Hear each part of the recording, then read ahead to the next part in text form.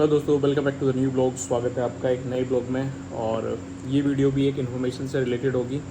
और आप सब लोगों से रिक्वेस्ट है कि जिन लोगों ने मेरा चैनल सब्सक्राइब नहीं किया है प्लीज़ एक बार सब्सक्राइब कर लें। और जिन लोगों ने ऑलरेडी सब्सक्राइब किया हुआ है उनका बहुत बहुत धन्यवाद। और वीडियो लाइक कर दें और प्लीज़ कमेंट में अपनी फीडबैक ज़रूर दें। तो कल मैंने डिस्कस किया था, कल के ब्लॉग में, कल की वीडियो मैंने डाली थी कि 12th क्लास के बाद में जिन लोगों को डिफेंस फोर्स ज्वाइन करना है उनके लिए कौन कौन सी एंट्रीज़ हैं वो मैं आप लोगों को बता चुका हूँ। वो एक बार जाके देख लेंगे जो 12th क्लास पास आउट लोग हैं। और आज मैं बोलने वाला हूँ ग्रेजुएट लोगों के लिए। मैंने कपड़े पहने थे। ये गाइस देखिए, ये आ गया है अभी। कल को कपड़े पहने थे। हाँ। और स्कूल गया था। आपने क्रिकेट खेला था? क्रिकेट खेला था, छक्का मारा था। छक्का मारा था? हाँ। हैं? इतना बड़ा। कौन जीता? मैं।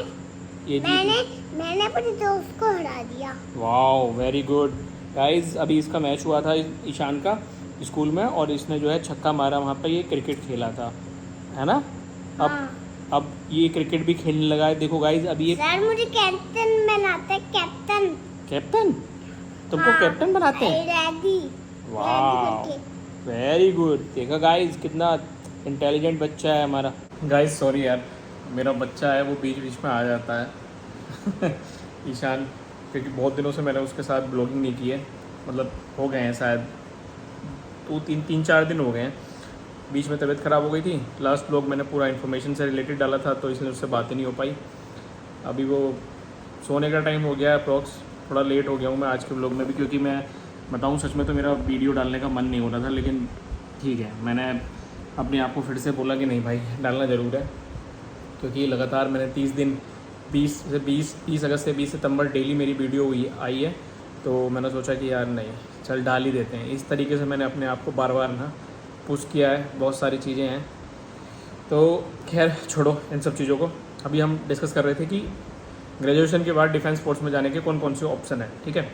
तो कल की वाली वीडियो थी वो 12th के बाद थी। अगर इंटर करने के बाद 12th पास आउट करने के बाद में जिन लोगों को डिफेंस में जाना हो एज एन ऑफिसर, उनके लिए कौन कौन सी एंट्रीज़ थी वो मैंने, जितना मेरे को इन्फॉर्मेशन थी मैंने बता दी। कुछ हो सकता है कि उसमें प्लस माइनस कुछ हो, तो प्लीज़ वो देख लीजिएगा, ठीक है। I am not so sure, क्योंकि मुझे बहुत टाइम हो गया है प्रिपरेशन करे हुए, काफ़ी लंबा समय हो गया है।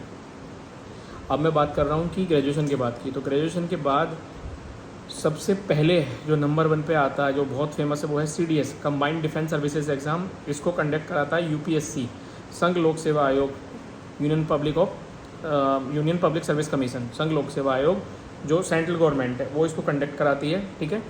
तो ये CDS है, ये आपकी मतलब तीनों जो फोर्सेस हैं, इंडियन आर्मी, इंडियन एयरफोर्स और इंडियन नेवी, तीनों के लिए ये एग्ज़ाम होता है। तीनों में एज एन ऑफिसर आप जाओगे। इसमें पहले रिटन एग्ज़ाम होगा, रिटन एग्ज़ाम कंडक्ट होगा। उसके बाद अगर आप उसको पास कर लोगे तो फिर मेरिट बनेगी। मेरिट के बेसिस पर अगर आपका नंबर आता है तो आपको आपकी चॉइस के अकॉर्डिंग आपसे चॉइस सेलेक्ट करवाते हैं कि फर्स्ट, सेकंड और थर्ड कौन कौन सी चॉइस प्रायोरिटी आपकी रहेगी। उसके बेसिस पे आपको जो है कॉल मिलती है SSB की। SSB की जो प्रक्रिया है वो 5 डेज़ है, ठीक है, जहाँ तक मुझे नॉलेज है। फिर मैं बोल रहा हूँ कि अगर प्लीज़ अगर कुछ मेरी इन्फॉर्मेशन अगर गलत हो तो उसके लिए आई एम सॉरी, और प्लीज़ एक बार क्रॉस चेक ज़रूर कर लेना। आजकल आराम से आप कर सकते हो। तो CDS है, CDS के रिटर्न के बाद SSB जाओ, वहाँ पे अपना हुनर दिखाओ और सेलेक्ट हो जाओ। पहला दिन होगा, पहला दिन के बाद जो भी टेस्ट होंगे उसका रिजल्ट आएगा, ठीक है। फर्स्ट डे उसको बोलते हैं कि स्क्रीन आउट, ठीक है, स्क्रीन आउट, स्क्रीन इन, पहले दिन को बोलते हैं कि स्क्रीनिंग होगी। तो अगर पहला दिन में इन हो गए, स्क्रीन इन हो गए, पहले दिन में आउट हो गए, पहले दिन के रिजल्ट्स के बाद एंड ऑफ द डे तो स्क्रीन आउट हो गया। उसमें आपको या तो एक दिन पहले बुला लेंगे दोपहर में, फिर अपने कैंटोनमेंट में ले जाएंगे एरिया में जहाँ पे ये टेस्ट होना होगा। रेलवे स्टेशन पे SSB की डेस्क बनी हुई है प्रॉपर एकदम। तो बस आएगी, जो सर्विस सिलेक्शन बोर्ड की बस आएगी। डिफेंस में नेवी, एयरफोर्स, आर्मी, तीनों में से जहाँ पे भी आपका SSB हो रहा होगा वो आपको ले जाएगी बस वहाँ पे। दोपहर में ले जाएगी या तो फिर दोपहर में रह के आप रात रुकोगे प्रॉपर एज एन ऑफिसर, जहाँ पे ऑफिसर अपना खाना पीना खाते हैं कैंटीन में। बिल्कुल ऐसे ही आपको ट्रीटमेंट मिलेगा और बिल्कुल रॉयल फीलिंग आएगी, मस्त वाली। और वहाँ पे आपका जो है फिर या तो अगले दिन से नेक्स्ट डे मॉर्निंग से टेस्ट शुरू हो जाएंगे, शाम तक रिजल्ट आ जाएगा, दोपहर तक, आफ्टरनून में। जिनको आगे जाना है अगले 4 दिन के लिए, उनका रिजल्ट चेस्ट नंबर बांट देंगे, वो वहीं रुकेंगे, और जो आउट होने होंगे उनको बोल देंगे। तो जिन सबके चेस्ट लगा देंगे। चेस्ट होती है मतलब चेस्ट नंबर, मतलब एक कपड़ा होता है, ठीक है ना, कपड़े पर नंबर लिखे हुए होते हैं और वो ऐसे बांध देते हैं, ठीक है, यहाँ पे टाई कर देते हैं दो तरफ से शोल्डर पे। और तो ये इसका प्रोसेस है। उसके बाद अगले 4 दिन वही लोग रुकेंगे जिनका सिलेक्शन हो गया होगा। जिनका नंबर नहीं बोलेगा चेस्ट नंबर, समझो कि वो बाहर हो गए हैं और वो अपना घर जा सकते हैं। घर छोड़ने के लिए उनका वो रहेगा कि जहाँ से लाए थे वहीं ड्रॉप कर देंगे, उसके बाद तुम्हें जहाँ जाना हो जैसे जाना हो अपना चले जाओ, ठीक है, अपने घर वापस। ये होता है एसएसबी सीडीएस के थ्रू। चलो थोड़ा डीप में घुस गया इसमें आगे प्रोसेस में, इसके बारे में कभी बाद में बात करूँगा एसएसबी के बारे में एक अलग से वीडियो में, क्योंकि मैंने अप्रोक्स 8 एसएसबी मैंने दे चुका हूँ, ठीक है ना।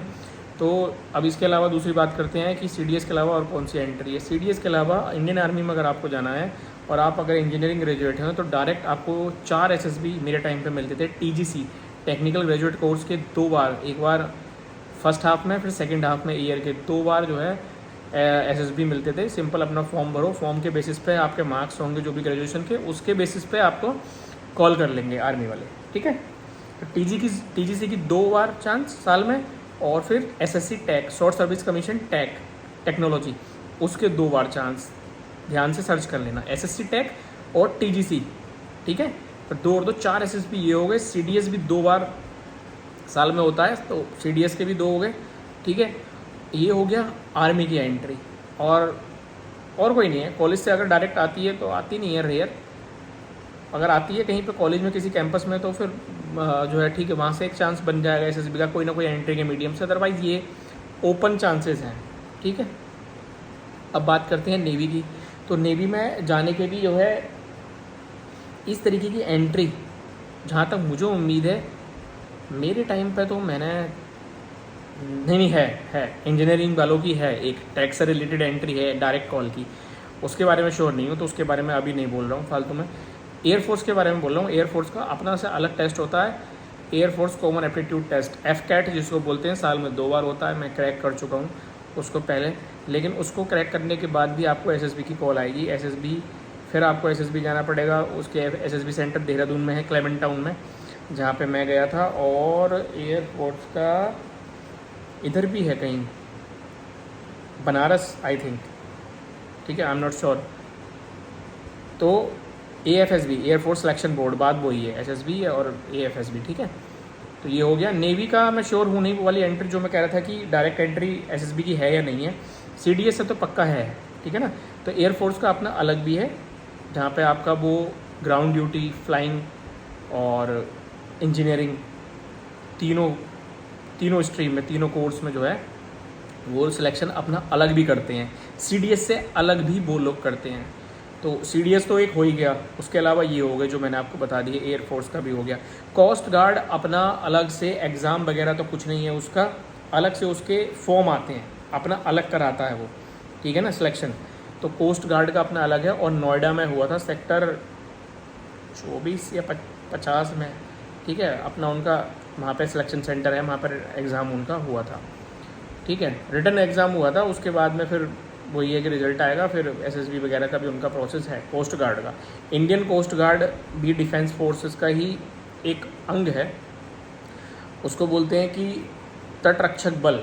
जो जितने भी पोर्ट सिटी हैं, जो समुद्र के किनारे जितने भी हमारे इम्पोर्टेंट शहर हैं, उनकी रक्षा के लिए, उनकी सीमाओं की, उनकी जो समुद्र की सीमाएं हैं, सी की जो अपनी बाउंड्रीज़ हैं, उनकी रक्षा करने के लिए इंडियन कोस्ट गार्ड की एक लिमिट है कि यहाँ से लेकर इतने किलोमीटर तक, इतने माइल्स तक, नॉटिकल माइल्स तक जो है कोस्ट गार्ड देखेगा, और उसके बाद इंडियन नेवी उसको देखेगी, ठीक है। तो ये रही आपकी ग्रेजुएशन के बाद की डिफेंस में ऑफिसर बनने की एंट्रीज़। और एलिजिबिलिटी मैंने जो बताई है सारी, ये बेसिस पे बताई है इंजीनियरिंग ग्रेजुएट होने के। अगर आप नॉर्मल ग्रेजुएट हो तो आप एफकैट दे सकते हो और सीडीएस दे सकते हो। इसके अलावा आप टीजीसी, एसएससी टैक या फिर कोई नेवी की डायरेक्ट एंट्री है इंजीनियरिंग ग्रेजुएट के लिए, वो भी आप नहीं दे सकते हो।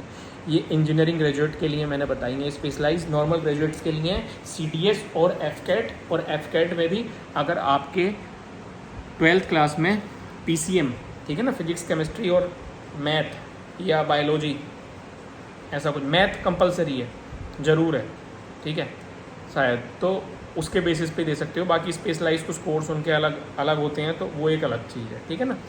और बाकी एक एजुकेशन से रिलेटेड एंट्रीज़ निकलती हैं आर्मी में, तो वो अपना टीजीटी पीजीटी का एग्ज़ाम अलग कराते हैं जिन लोगों को टीचिंग में जाना हो, जो इनके आर्मी स्कूल्स होते हैं उनके लिए।